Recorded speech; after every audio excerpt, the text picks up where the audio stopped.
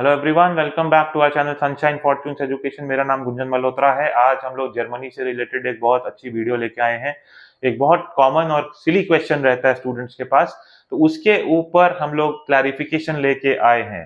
तो आज बात करेंगे ब्लॉक्ड अकाउंट के बारे में। जैसा कि आप जानते हैं कि अगर आप जर्मनी में जाके पढ़ना चाहते हैं और वीजा एप्लीकेशन करते हैं तब आपको 11,208 एज ऑफ टुडे जो ब्लॉक्ड अकाउंट का अमाउंट है वो आपको डिपॉजिट करके ब्लॉक अकाउंट खोलना पड़ता है पहली साल की एजुकेशन के लिए वीजा एप्लीकेशन के टाइम।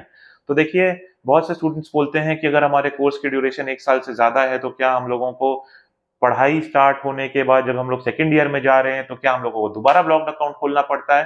तो आपको मैं ये बताना चाहूंगा, जब तक आपका वीजा वैलिड है, जब तक आपके वीजा की जो डेडलाइन है वो खत्म नहीं होती, कोई ब्लॉक्ड अकाउंट आपको दोबारा खोलने की जरूरत नहीं पड़ती, चाहे आप सेकेंड ईयर में जाए चाहे थर्ड ईयर में जाए।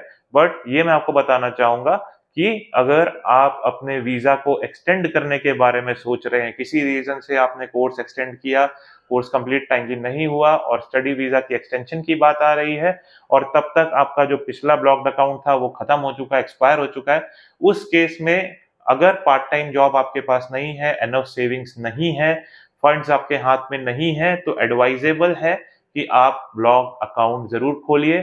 और इन दी एंड देखिए, ये वीजा ऑफिसर जिसके पास, जो आप वहां पे लोकल डिस्ट्रिक्ट ऑफिस में जाते हैं जहाँ पे वीजा एक्सटेंशन कराते हैं, उनके पास आप जाते हैं तो उनके ऊपर भी निर्भर करता है, डिपेंड करता है कि आपको ब्लॉक्ड अकाउंट लेना है कि नहीं लेना है।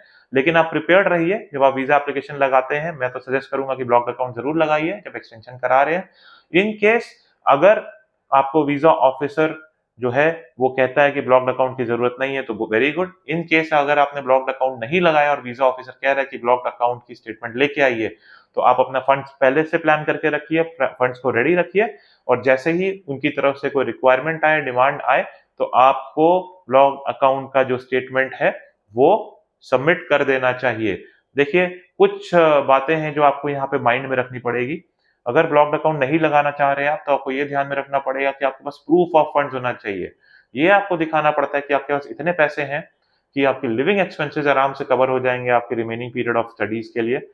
जनरली 11,000 से 15,000 यूरोज का आपको अरेंजमेंट रखना चाहिए। दूसरा, मैं आपको ये बोलूंगा कि जब आप रेसिडेंस परमिट की एक्सटेंशन के लिए अप्लाई कर रहे होते हैं, तो आप ये कोशिश कीजिए कि जो करंट आपका रेसिडेंस परमिट है उसके एक्सपायर होने से पहले ही आप अपनी एक्सटेंशन रिक्वेस्ट डाल दें, ताकि लास्ट मिनट स्ट्रेस आपको नहीं हो, एंड मोमेंट में आप परेशान नहीं हो। इसके साथ वाइल अगर आप मान के चलिए कि आप सेकंड ईयर के लिए ब्लॉक्ड अकाउंट नहीं लेना चाह रहे, तो फाइनेंसेस अपने स्ट्रांग रखिए, जैसे मैंने पहले भी बोला। और फाइनेंसेस अगर आपके स्ट्रांग है तो आपको कोई दिक्कत नहीं आती। बाकी आपके लक पे, आपकी जो किस्मत है उस पे, अगर बोला जाता है कि सबमिट कर तो करिए। तो आप अपनी बजटिंग अच्छे से करिए, सेविंग्स करके चलिए।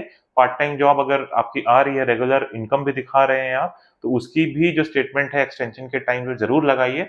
और ये सारी चीजों का अगर आप ख्याल रखते हैं तो आपको कोई प्रॉब्लम नहीं आती है।